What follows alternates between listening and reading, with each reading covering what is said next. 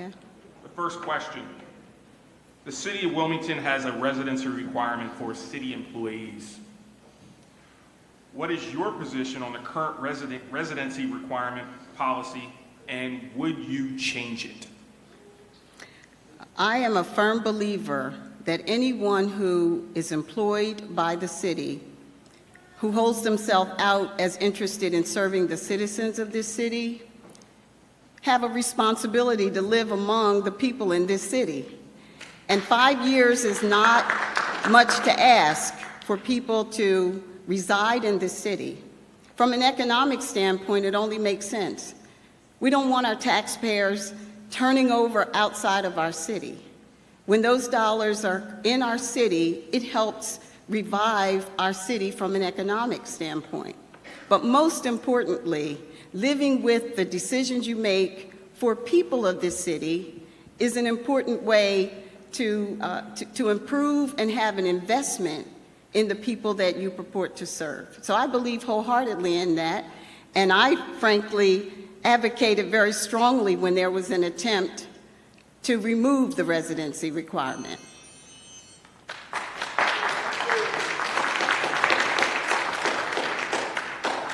Governor Carney. Yeah, I support the residency requirement as well. I remember several years ago when they made the change to the current requirement, 5 years living in the city. I think it's most important in the public safety agencies, police and fire. As I travel around the city knocking on doors, we've knocked on almost 8,000 doors by now, and talking to the residents, they care most about the safety of their neighborhoods. And it's really important to have police and law enforcement that live in those neighborhoods for some period of time. It makes people feel more comfortable. I was talking to seniors in the city today, and I asked them what was the most important thing to them. And they said to feel safe. Doesn't matter where you live in the city, across every neighborhood in the city, including the high rises, people want to be safe. And so I think it's important that we have some minimum requirement as we do now. It's been in effect for several years. And the only thing I think I would think about is, like, we have an arborist position that's been vacant for some time, maybe some consideration for that on a very unique basis. Thank you. Yes, may I add or continue on that, please? Rebuttal? Yes. 30 seconds. Okay. So, you know, it's been said that there isn't the talent pool in the city of Wilmington, and that's been offered up as the rationale in some case for discontinuing the residency. I believe it is almost a disgrace to suggest that we don't have people in the city of Wilmington who are ready, willing, and able to work and fill the positions that we have here.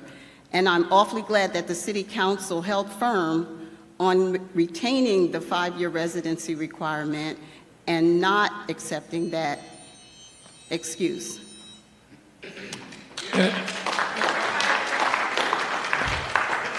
It does also highlight another opportunity in my mind, and that is, you know, high schools across the county, across the state have what they call pathways programs now, and they have one for public safety positions. An opportunity to really lean into that, get our young people to take the law enforcement and public safety pathways so that they'll be ready to take those openings when they occur. And we have significant openings across the public safety positions at the moment. Thank you.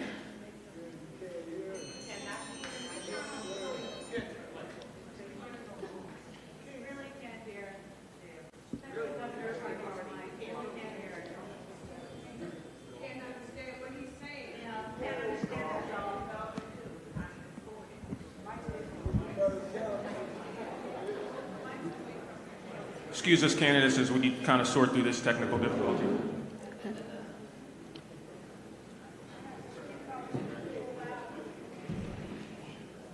Test. Hello, is that better?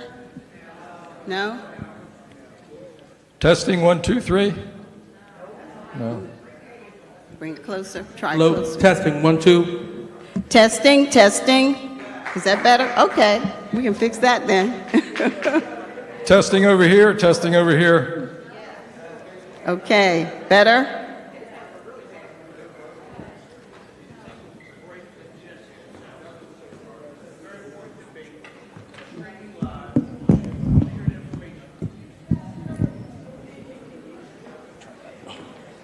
How does this work? A little better? Worse? Better? Thank you. Kobe.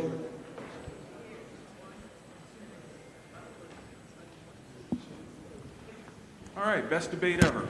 Okay. The next question, and I think this is going to be a popular one with our group. The city of Wilmington is experiencing significant economic growth, particularly on the riverfront and downtown.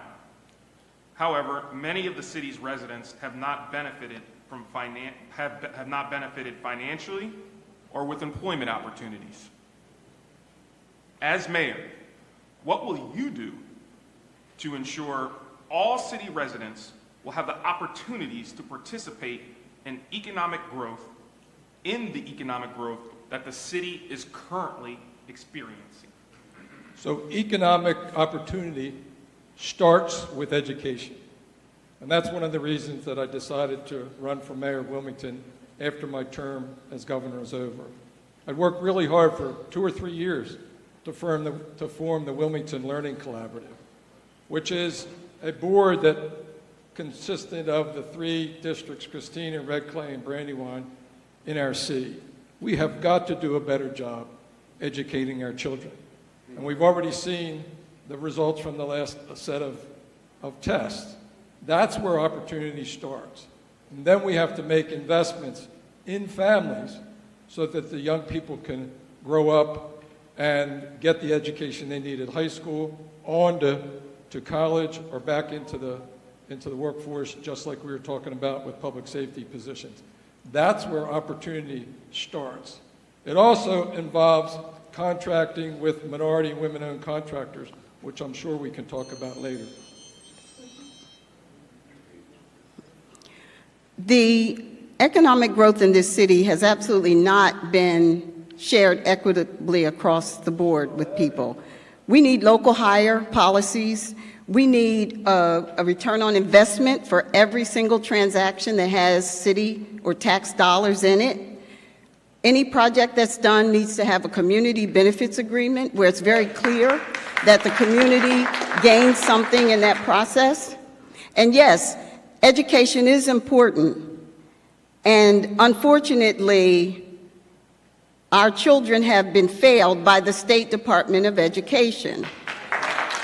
We are the top 5 in the country for our spending on education, and we are in the bottom 5 for performance. And absolutely, that's a problem. And I don't believe the Learning Collab is necessarily the answer. Thank you. Rebuttal? Yes, I do. We've worked hard to improve the schools in the city of Wilmington over the last couple of years. We know, everybody in this room knows, that the problem didn't start last year, 5 years ago, 10 years ago.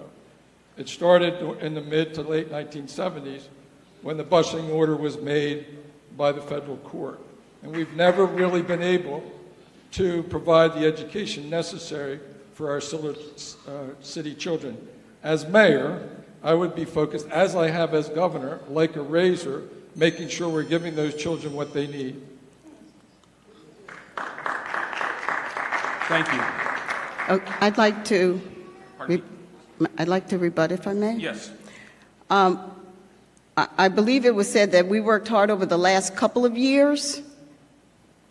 This problem has been going on for a long time, and we do agree, I agree, that it goes back to the busing of our children and the removal of our schools from our neighborhood. So this may or may not be a popular proposal, but this is what I believe. Wilmington needs to be its own school district once again. And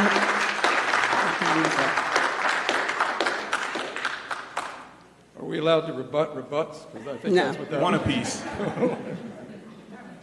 There are other questions. The city of Wilmington has been able to rely on federal funding from the American Rescue Plan Act, for the past few years to make up gaps in its finances. But the money is going away. how would you address the potential shortfalls in the city's budget?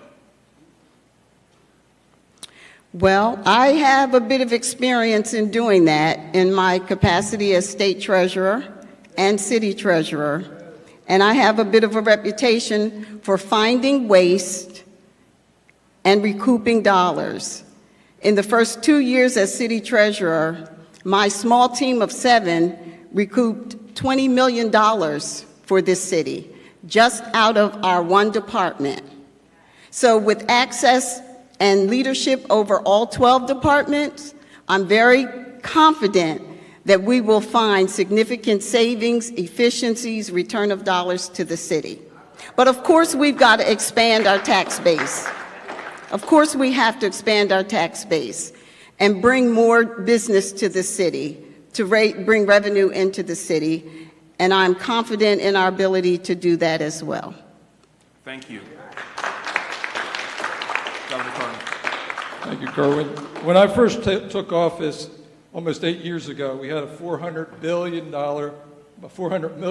budget.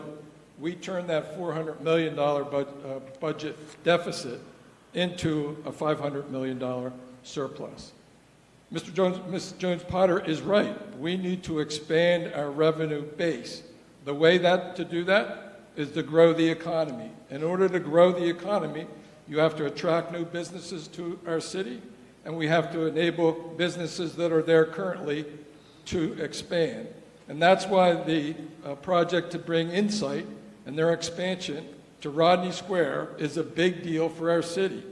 It's millions of dollars of revenue, and it's good jobs, and it takes the pressure off folks that have difficulty paying their property tax bills because it's additional revenue.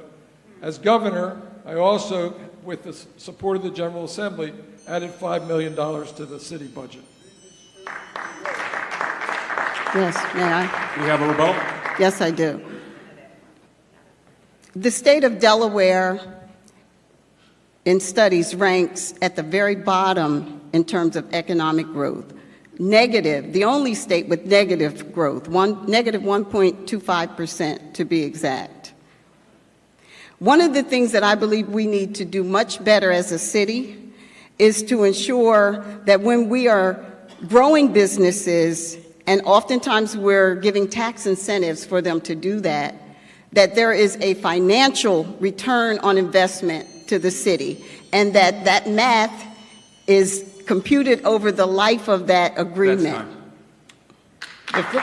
Thank you, Ms. Jones-Potter. The facts are these. Over the last 8 years, we've created 30,000 new jobs in our state. I just came from a meeting of the Delaware Prosperity Partnership, $2 billion of capital investment. We need to make sure that that investment goes to our city of Wilmington and the jobs benefit city residents. But let's get our facts straight in terms of job growth and income growth and capital investment in our city. Happy to provide those numbers. Thank you.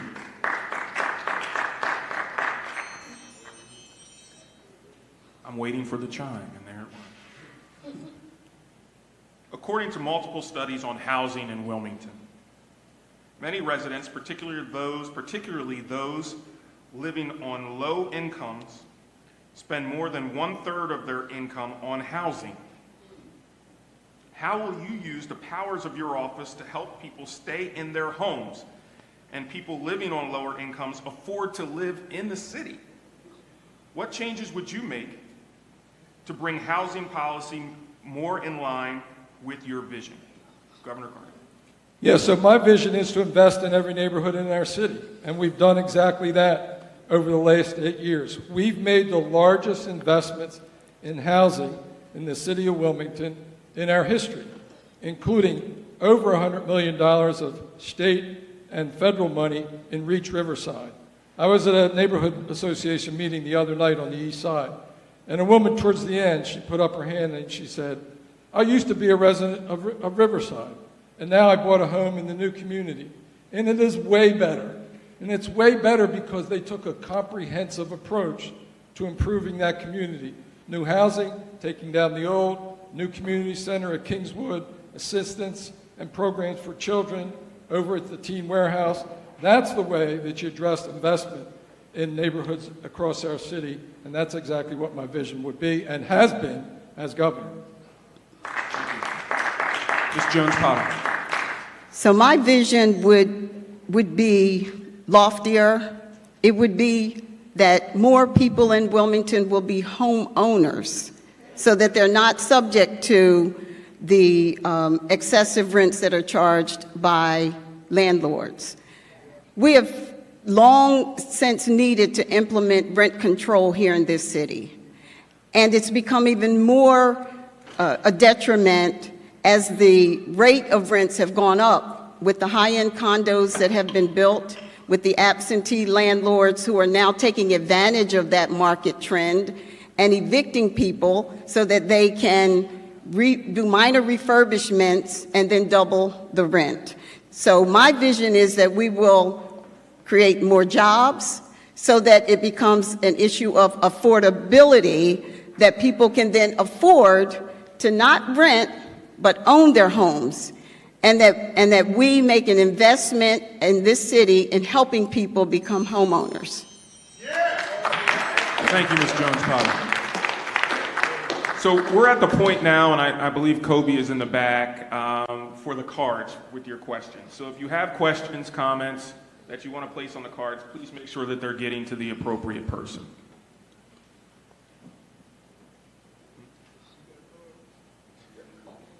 Did you have a rebuttal to that, sir? Yeah, in order to bring the cost and price of homes down in the city of Wilmington, you've got to increase the supply. And that's why the investments that we've been making in the city, using state and federal and a little bit of city money, have been really important. Has it brought the prices down? No, not yet, because you need more supply to bring the prices down. What it has done, like in Reach Riverside, it's re-envisioned and remade a whole community. If you go on the east side, you see whole rows of houses that were dilapidated on Bennett Street that are gone with new houses on the west side. If I have more time, I'll tell you what's happening on the west side. Is there opportunity? Yes. Rebuttal? Well, interesting, Bennett Street is near and dear to my heart. Bennett Street is the $3.5 million project that should have been completed now 14 years ago by the Wilmington Housing Partnership that still hasn't accounted for that $3.5 million that was never invested there. So the other thing that we have to do is make sure we are accountable for the dollars that we say are going to go somewhere and that we in fact make sure they go there. Thank you. Ms. Jones-Potter, this question is for you. Candidates say they want to improve education in the city. But Brandywine, Red Clay, and Christina Colonial, and Newcastle County Vo-Tech are all separate entities, and the city has no district, no direct control over school policy. So how would you improve public education in the city?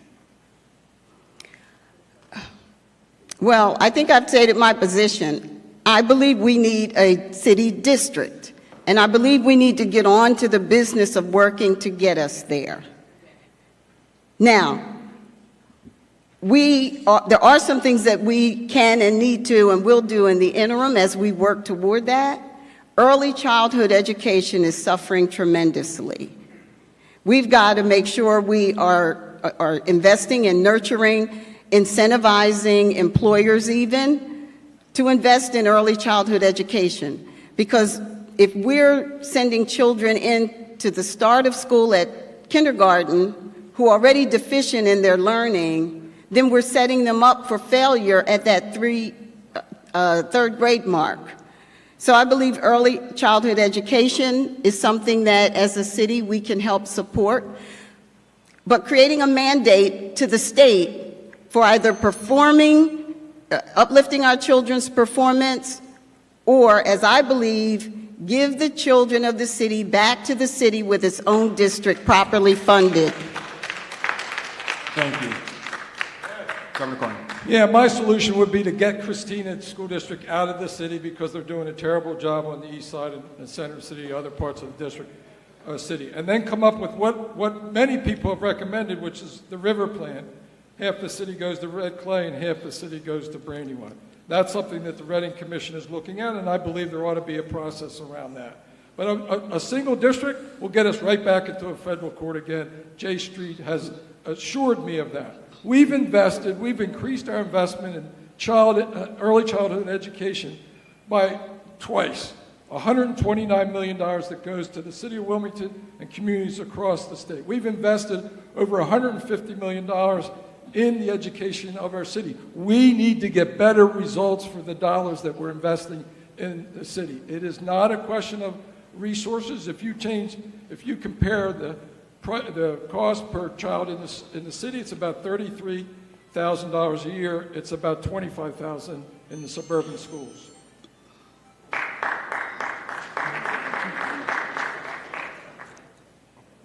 Are there rebuttals? Yes. We agree that there has been an extreme increase in spending in education without the commensurate performance. There is a high cost in administration and transportation alone. All the buses that we see traveling, the maintenance, the capital investment in those, where children could walk to school if those schools are right in their neighborhood, where their parents could participate in their support and in their education if they're allowed to in their own neighborhood. Thank you. That's time. We have another rebuttal here, Governor Carney. So the fact is that for children from preschool to grade 5, we do have our children in the city of Wilmington. I live right behind Warner School. The children that go to Warner School live in that neighborhood, and they come from across the river. We need to have better options for the children once they get to high school. On the other side of town, you go K to 8 in the city of Wilmington. Those are essentially schools in our neighborhoods where our parents can get to for meetings and the like.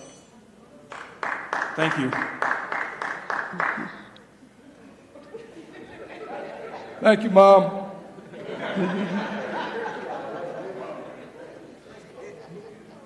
Governor Carney, this question is for you. Transitioning from one administration to another can be a rocky road for some cities. Can you explain how you are prepared to assume office on day one, and what would the first 100 days of your administration look like? So first of all, top to bottom, review all the administrative procedures, spending, budget, all that kind of things that you don't know. The fact of the matter is the mayor, the governor, sets the tone, hires the people that do the work. And that's what I would look into, have a process for including people in our community, a very diverse administrative staff. I have the most diverse cabinet of any administration in the history of our state. I have appointed first two African Americans to the Supreme Court. I've appointed more judges to the courts than any other governor in the history of our state. And it's that kind of approach, an approach that understands that we have to govern as a group, that we have to govern a whole city, with every neighborhood being included in that. And that's the approach that I would take. What are we going to do on the north side? What are we going to do with housing? Most of it is having partnerships with people in the state government and other nonprofit organizations. Thank you.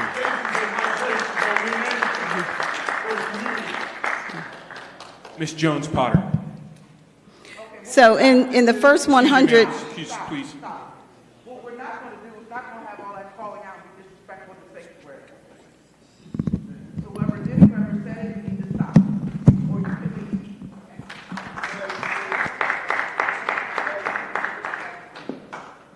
We will reset your time. Okay, thank you. Ms. Jones-Potter. So I have had experience transitioning in roles over my career from the corporate world to government. And in that first 100 days, I will audit every aspect of the city to ensure that we are clear what our status and our standing and our position is. We will take a total operations assessment. But most important is I will reestablish a sense of service in our city government and a sense of community in our city. That's what's really missing, is we have lost the sense of Wilmington as a community, and it takes a leader to establish that. Someone who believes that that's important, someone who has experienced this city from every neighborhood within it, and that's what I will do as the prime focus in my first 100 days. I'll tell you, Governor Carney has a rebuttal. yeah, I'll tell you one thing I'm going to look really hard at. As we traveled and talked to people on porches across the city, like I said, over 7,500, people are very frustrated with city government not being able to solve the little problems they have in their neighborhood. The dead tree down the street, the pothole in the street in front of my house or in my community. We need to have better response from the city government on those kinds of issues. It's really the blocking and tackling of city government. And that's one of the first things that I would look at as I'm elected mayor.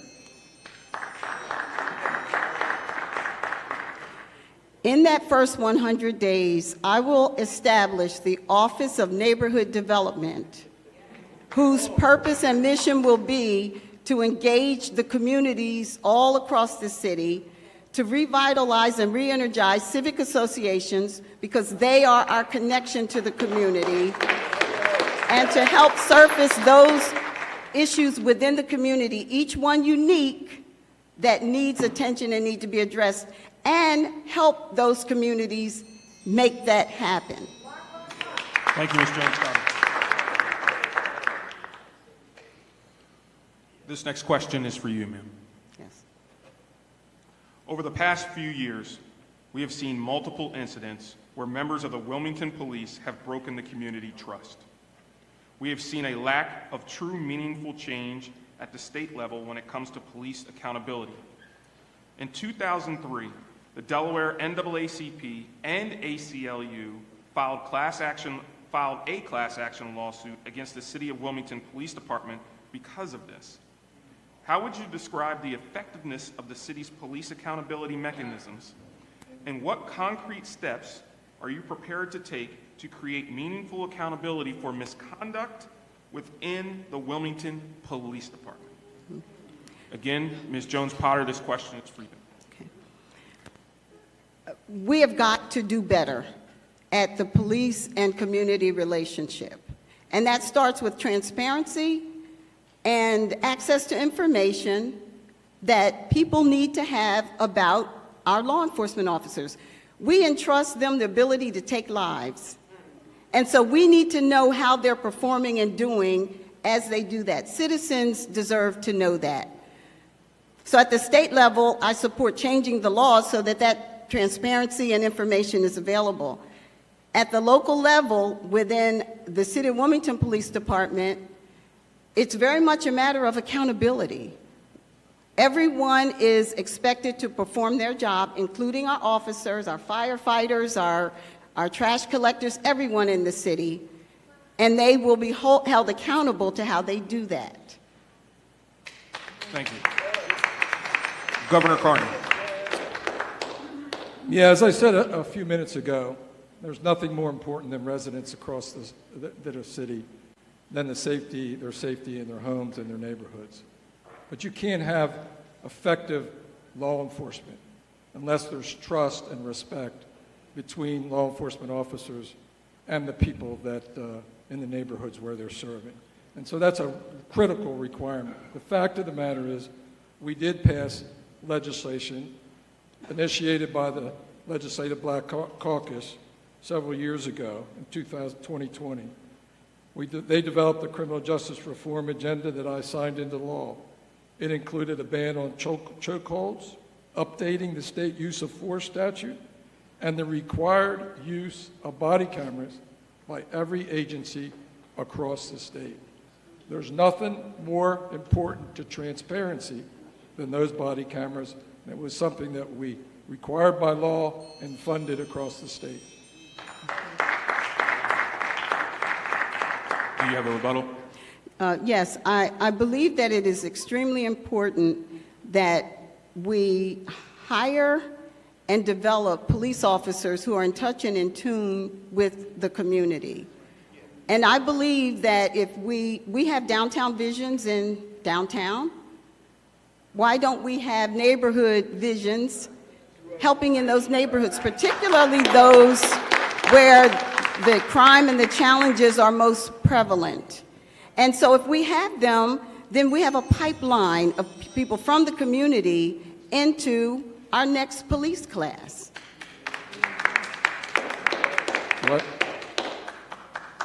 One more thing important to this issue and our response to it. In 2020, I issued Executive Order 41, requiring law enforcement de-escalation and implicit bias training and increased transparency around the use of force protocols across the state. That's critically important to guaranteeing that kind of respect that's necessary to do the kind of policing that we need in our city of Wilmington. Thank you.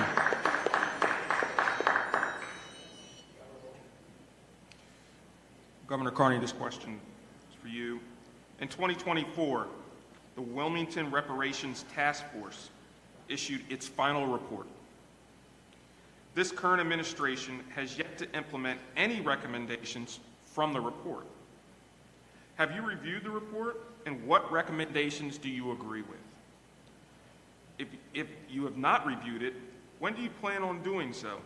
And do you support reparations for Black residents? I have not reviewed the report, and I would be very interested in how they structure who pays these reparations. It doesn't make a lot of sense to me for a city whose residents are primarily Black or brown to pay taxes for reparations to folks that are primarily black or brown. So how that would all work, I think, is important. How do you determine who gets the reparations? And I would be looking at those factors as I reviewed that report. Ms. Jones-Potter. Yes, I have reviewed the report, and I wholeheartedly believe in reparations. A lot of what we see in our community, the Black community, is a result of that lack of economic opportunity and access over generations that has not been available to them. So it is an opportunity to level up and provide an economic base for a population who helped build this nation, this state, this city. And so, yes, I believe that it is time that that issue be reckoned with, hopefully at the federal level and very much locally.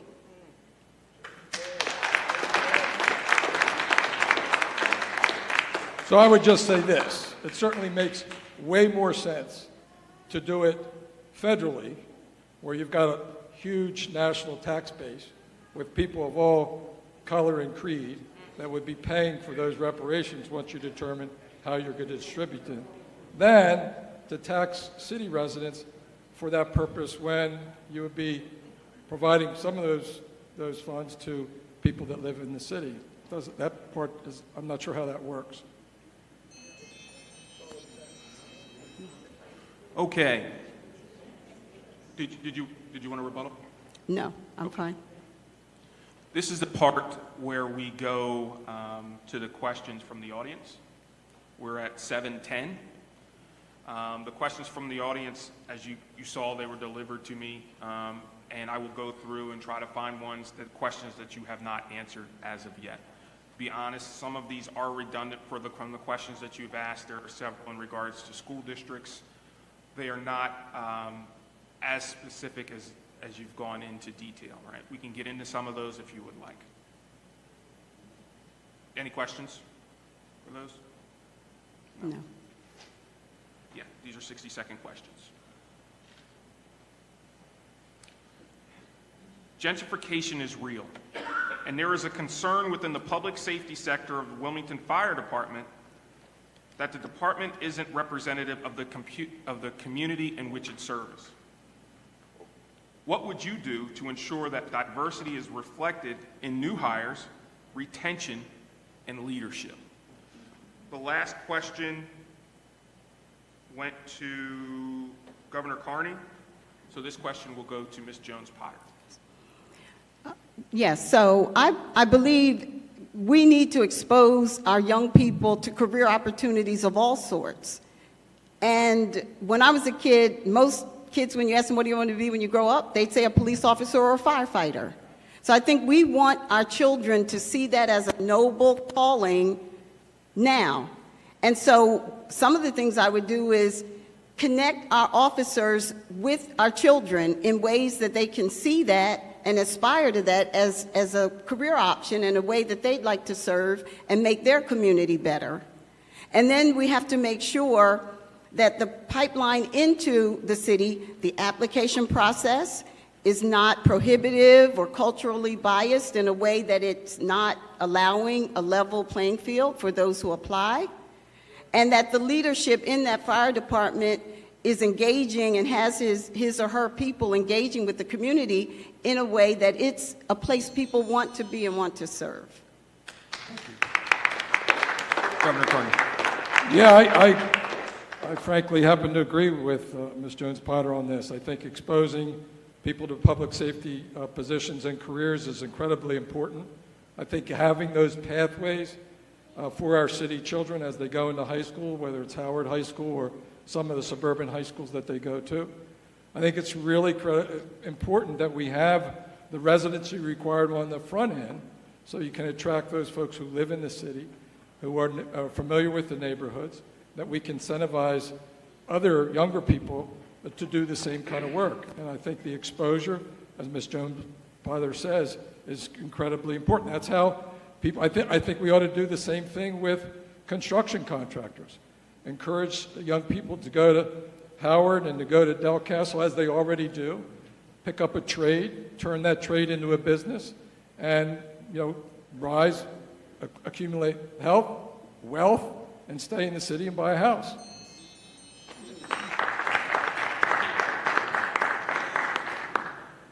Did you have a rebuttal?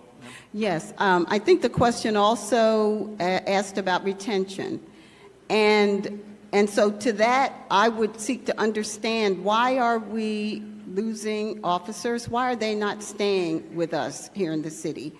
And just try to address those issues, whatever they might be it compensation, be it schedule, work-life balance for them, hoping that they're not being lured from some of our other firefighter organizations, but understand what's going on with that and address that specifically.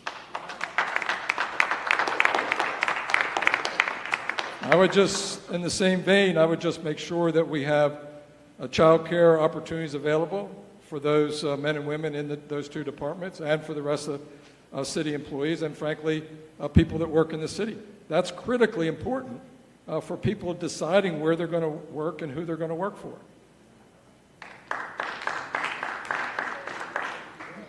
This next question is for you, Governor Carney, but it just jumped out on me, and I think it's very important. Elders are losing their homes. They do not have enough in regards to finance to maintain their homes and keep their homes here in the city of Wilmington. What kind of action would you put in place to assist them with their monthly mortgage cost?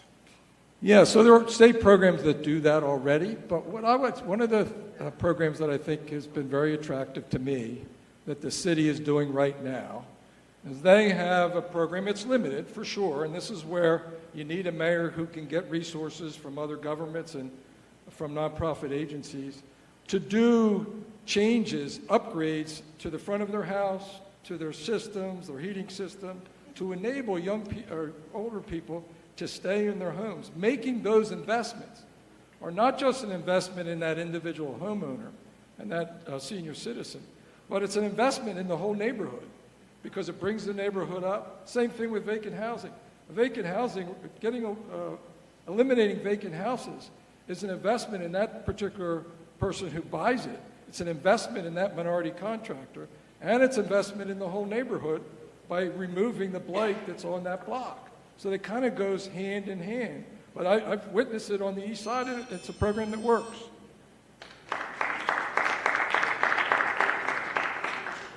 Ms. Jones-Potter. So there are a lot of costs that go into owning a home, and certainly for our seniors who tend to be on a fixed income, any increase in any of those costs makes it difficult for them to maintain their home. The cost of water out of our own city water system happens to be one of those. And so I would look very closely at how we can bring that cost down so that that is not one of the things that burdens them. Electricity, our Public Service Commission at the state level, I think needs to do a better job of helping maintain and control costs of electricity that our seniors experience. There's an opportunity for us to bridge the need for apprenticeship and training with the need of, especially our seniors, for home repair. Imagine if we have people who are learning plumbing, electric work, preparing homes of our seniors as they do that. So I think there's an opportunity for us to do both those at the same time. Thank you. Please be mindful of time moving forward. Yes, thank you. Thank you. Did you have a rebuttal? I did not. No. I think she took my rebuttal time. She took the rebuttal.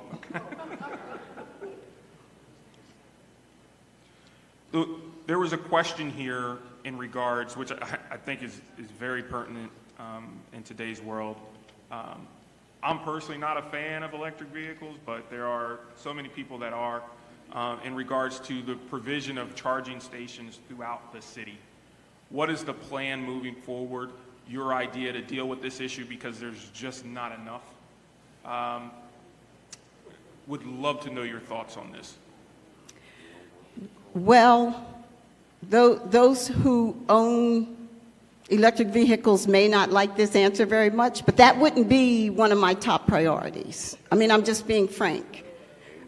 People are really struggling with putting food on their table and maintaining their homes. So yes, I would study that in due time, and we'd come up with a plan for what we need to do there. But that wouldn't be something that would be top of my list. Top of my list would be getting local hire legislation in place so that people who live here can work here on those projects and development that's happening here. That it would be, unfortunately, we don't have the Port of Wilmington coming to Wilmington, but it will be to see how we can best make use of that gem we have on the water that should be our expanded port.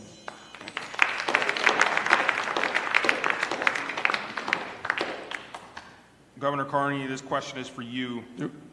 Should I not answer Oh, I'm the sorry. last question? My apologies. Yes. Go ahead.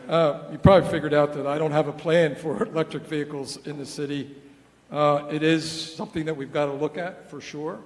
I think the people that are going to take the lead are transit systems like DART, like the State Department of Transportation. They're already getting federal money to set up recharging stations across the state. But it's extremely difficult in an urban area like the city of Wilmington to have that kind of infrastructure. Something that clearly needs to be on the list that we look at to make sure that we're ready when when the affordability of the vehicles is such that city residents can buy it, and that's a big issue. You think about how much it costs to get an electric vehicle today. It's a very steep hill to climb. Yes. Yes, ma'am. So I don't want anyone to think that because that wouldn't be, I don't envision that as a top priority, that I don't have great concern about what belies that, which is the environmental issues in this country and obviously in our city. I do care deeply about that.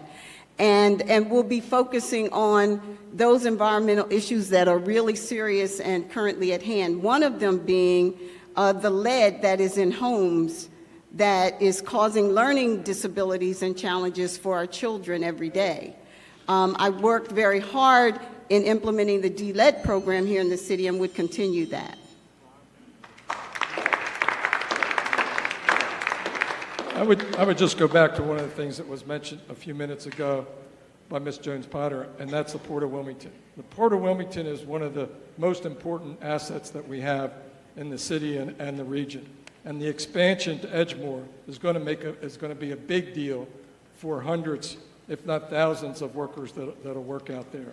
That's one of the things that is really important when we talk about expanding the tax base, make it possible for families to afford buying homes in our city. Having jobs like at the Port of Wilmington is an important part of that.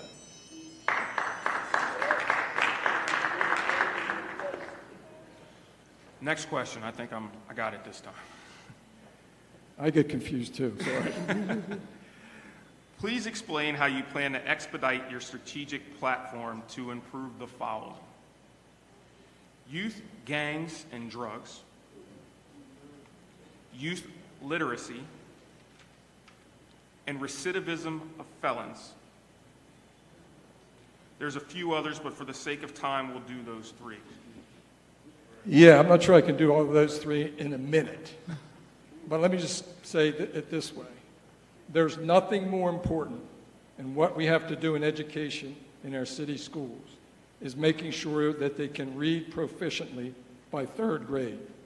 If they're not reading proficiently by third grade, their trajectory after that is going to be extremely difficult. And all the other problems, some of which you mentioned, in terms of crime and violence in our city, is going to get worse.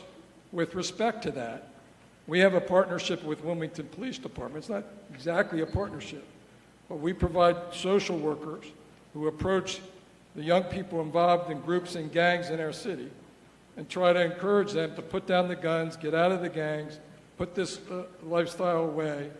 If you don't, then the law enforcement agencies and the Attorney General are going to come down on you and the whole gang. And we've seen some of those prosecutions over the last couple of years, and I would continue to implement that. Ms. Jones-Potter. On the youth violence intervention, I believe we have to meet our children where they are. We have to have people who have been there, done that, people who understand gang activity, working directly with them to help them through that process. How do they not become a part of it? How do they not become a victim of it? It really takes people who can intervene because they know, they understand, they've been there. Recidivism is absolutely something that I believe deeply that we must do a better job of. Mental health services and support. People coming out of incarceration have needs there that we are not meeting, some very basic needs for housing. Obviously, they need work. And so we need to begin to work while they are still, well, first of all, how about we reduce some of the sentencing to be more practical for what the challenge was. I'll come back to that, I hope. Yeah, just a quick clarification about what group violence intervention is. It involves just the kind of people that Ms. Jones-Potter is talking about. In fact, I met at that community meeting the other day Emmanuel Redding, who spent a lot of time in jail, and he's part of the group that works with John Bennett and his folks on just that, on talking to these young folks that are involved in the groups and gangs, neighborhood groups and gangs, fighting with one another, shooting one another. It's that kind of thing, the kind of way that we try to talk folks out of that involvement.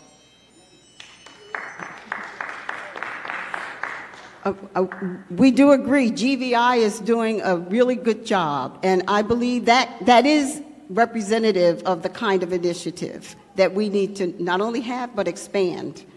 On the recidivism issue, however, I'd like us to take a page out of the book of Governor Wes Moore in Maryland. And let's make sure we begin to set free those people who have truly set free, so they're not encumbered by their record and inhibited from working because they had a marijuana charge 14 years ago and they've long been out of incarceration and can't work. Go ahead. Am I overstepping my rebuttals? Yeah, we're a little long. If you'd like to address some of that in your closing remarks, feel free. This will be the final question from the audience. Why should veterans vote for either of you? Especially since Governor Carney stopped veterans from having a cabinet secretary for Veterans Affairs. Not sure what they're talking about there, but a veteran should vote for me for all the reasons that I've been talking about during this hour, plus almost an hour and a half here. As the next mayor, I will put a laser focus on public safety in our city.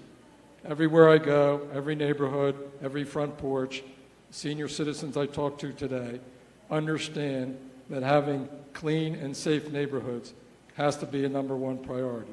It's the best for all of us. We have to have good jobs and expanding economy. Otherwise, we don't have money to spend on all the different things that we've been talking about tonight. We have to involve our young people. We got to improve the educational opportunities they have, and we've got to involve them in looking at jobs, public safety jobs, and police and fire. We need to build every neighborhood in our city up. We need to make it a one city approach to everything we do, and that's what I would do as your next mayor. Thank you. Ms. Jones-Potter. Yes. I have come to learn and appreciate how many veterans we have in our city and their needs. Many of them are experiencing homelessness. Mental health support is essential for our veterans.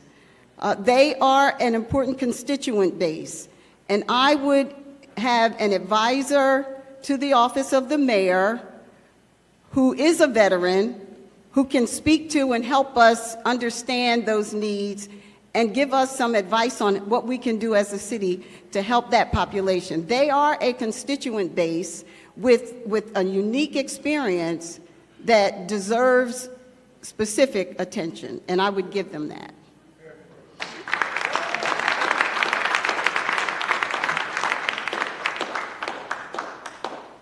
Okay, now it is time for closing remarks. As we mentioned before, closing remarks will be 90 seconds, and we will begin with Ms. Jones-Potter. Well, I do thank you all for listening, and thank Governor Carney for coming and having this opportunity to share and speak with you. I would like to, take this time to emphasize two things that I think are really critical and important. One is the horror that we have in not having the Port of Wilmington here in Wilmington. Like somebody may say, well, just let go of that. Well, it's very difficult for me too, because that's where so many of the jobs are and could be. That could be the economic engine of our entire city, the tax base. If it's not going to be here, then yes, better somewhere else than not here. But I'm running for mayor of the city of Wilmington. So I would want it to be here in Wilmington, where it should be, and but for Governor Carney not signing off on the agreement that would put it here, that port could have been here some 9 years ago. And then the port workers who have lost their jobs and are now struggling would not be. The economy, bring it back. The economy that would build up along that corridor and all of the spin-off businesses that would happen as a result of it. That kind of a tax base for this city is paramount. Why is it not here?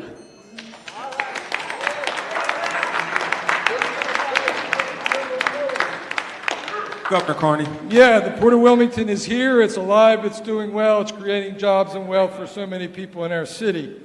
I'm sure you've heard me say that in order for our state to be successful, Wilmington has to be successful. And for Wilmington to be successful, every neighborhood in our city has to be strong. And for neighborhoods to be strong, the residents there need good jobs and they need affordable places to live. I'm running for mayor to bring my experience to meet the challenges that we've talked about tonight. We need a mayor who will listen to all the residents. My campaign staff and I have knocked on over 7,000 doors in every neighborhood across our city in the past several months. Every day on porches across the city, we hear what residents want for their neighborhood. Everyone we talk to cares deeply about our city. We all want clean and safe neighborhoods, good schools, and a vibrant and healthy place to live. We want fairness and respect for every resident. That's what I'll give you as your next mayor. And so I'll work to improve our city schools, to expand access for affordable housing, to protect taxpayer dollars, to invest in small and minority-owned businesses.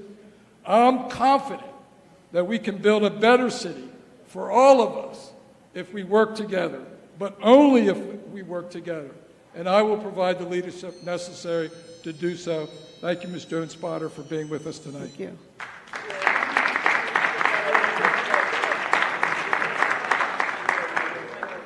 In closing, I want to thank everyone for their participation. As I've mentioned in other debates, I would urge both of the candidates and their staff to review the questions on these cards. They are very good, and we've gotten the most, I think, out of all of the debates that we've had. Please take a look at them. Thank you, everyone, for coming out tonight. Give yourselves a round of applause. Thank you to the timekeeper. Hands together for the timekeeper there. She did a great job. Thank you very much for the timekeeper. Thank you all for participating this evening.